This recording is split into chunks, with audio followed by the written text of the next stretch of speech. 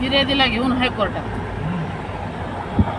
आरोपीचा जामीन होऊ नये म्हणून आता हे येतं. कारण पहिल्यांदा बी त्याच्यावर गुन्हा दाखल केलता तेव्हा बी ते सुटलेले होते आणि पुन्हा आता बी सुटू नये म्हणून मग आता हायकोर्टापासून त्यांनी जामिनासाठी अर्ज केले आणि त्याच्यामुळे आम्ही अशा पद्धतीने आरोपीचा जामीन होऊ नये म्हणून.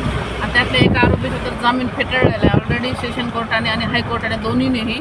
तरीसुद्धा पोलिसांनी त्या आरोपीला अटक केलेलं नाही ह्या गुन्ह्यातल्या. आणि सांगितलं की सगळ्यांच्या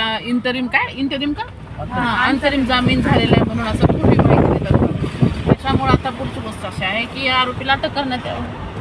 जोपर्यंत खूप काही बाळात पण करावं लागतंय फिर्याद दाखल झाल्याच्या नंतर. स्वतःवरचा अन्यायाविरोधात न्याय मिळवून घेण्यासाठी सुद्धा लय भांडावं लागतंय, झगडावं लागतंय, सोपं नाही.